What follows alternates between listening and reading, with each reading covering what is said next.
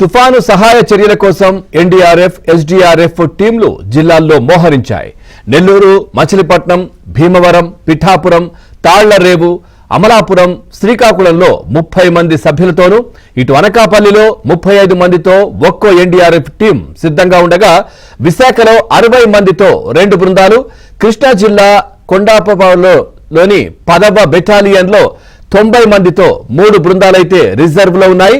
ఇటు విజయవాడ, ఝాట్స్, తిరుపతిలోని బిఎన్ కండ్రిగ, ఒంగోలు, అమలాపురం, ఏలూరు, అనకాపల్లిలో 25 మంది చొప్పున ఒక్కో ఎస్డీఆర్ఎఫ్ టీం, రాజమండ్రి, బాపట్ల, సూర్యలంక, ఇటు రాజంపేటలో 30 మంది చొప్పున ఒక్కో టీం, విశాఖ, కాకినాడ, తిరుపతిలో 30 మంది చొప్పున ఎస్డీఆర్ఎఫ్ టీంలు రిజర్వ్లో ఉన్నాయి.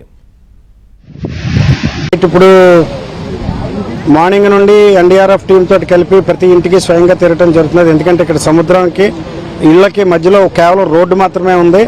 సో రోడ్డు ఏ టైంలో అయినా సరే రహదారి ఇబ్బంది పడే అవకాశం ఉంటుంది. కాబట్టి ప్రజలందరినీ సురక్షిత ప్రాంతాలకు వెళ్ళమని పునరావాస కేంద్రాలకు పంపించాను. అక్కడికి వెళ్తున్నారు.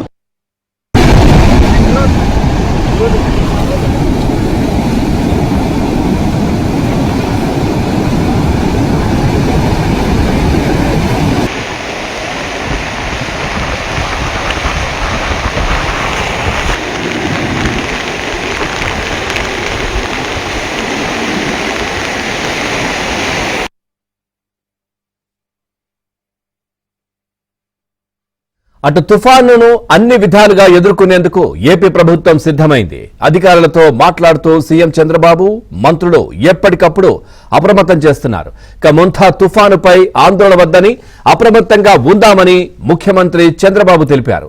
ప్రభుత్వ సన్నాహాలు, సేవలపై ప్రజల నుంచి ఫీడ్బ్యాక్ తీసుకుని ఎప్పటికప్పుడు మెరుగుపరుచుకుంటూ పని చేయాలని అధికారులకు స్పష్టం చేశారు.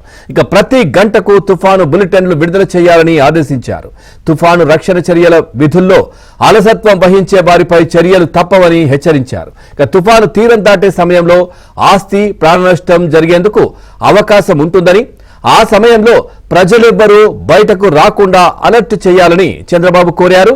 ఇక ఇప్పటికే ముంతా ప్రభావంతో ఏపీలో నెలకొన్న పరిస్థితులను ప్రధాని నరేంద్ర మోదీ తనకు ఫోన్ చేసి అడిగి తెలుసుకున్నారన్నారు.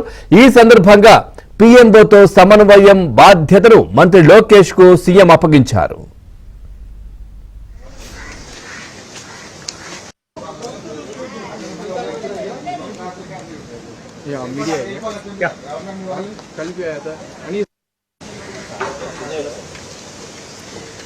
మీ ఇంటి మీద ఆల్రెడీ నువ్వు అదేం ఉండదు, ఎగిరిపోతుంది చెప్తున్నాను. గాలి బీభత్సంగా ఉంటది.